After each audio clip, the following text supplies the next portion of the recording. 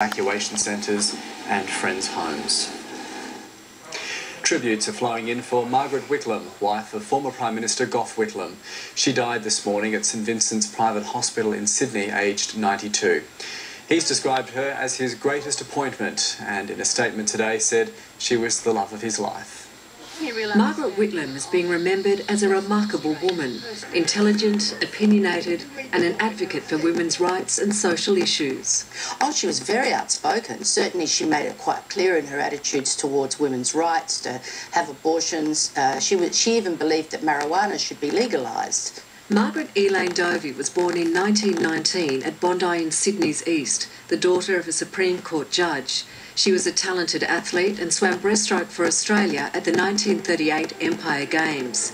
4 years later, she married Gough Whitlam.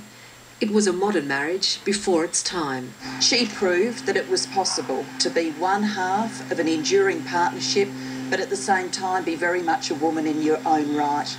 Margaret Whitlam gave up her role as a social worker to support her husband and raise the couple's 4 children. Later she became a magazine columnist and regularly appeared on television. I think she was carving out new territory. There were a lot of people who thought it was an absolute outrage that a Prime Minister's wife would be involved in public affairs in her own right. She was proud to admit influencing her husband's policies. I too am an elector and I too am a woman or an Australian, and I think this. And I'm sorry you're thinking this way, and he sometimes listens and changes or modifies his decision.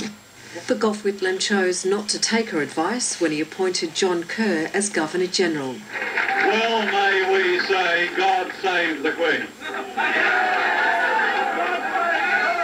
Because nothing will save the Governor-General. After they were ousted from the lodge, Margaret Whitlam continued to contribute to public life. She went on to hold key roles in literacy, social services, education and the arts.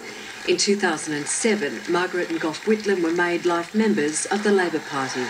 She's made a real impression on this Australia, and she's been a great partner to Gough, and we'll miss her. Former Labor Prime Minister Paul Keating said she was a remarkable person who had great empathy for the lives of ordinary people. In a statement, Gough Whitlam says his wife encouraged and sustained him, their 3 sons and daughter, their families and many others. The Whitlams would have celebrated 70 years of marriage next month. Louise Negline, ABC News.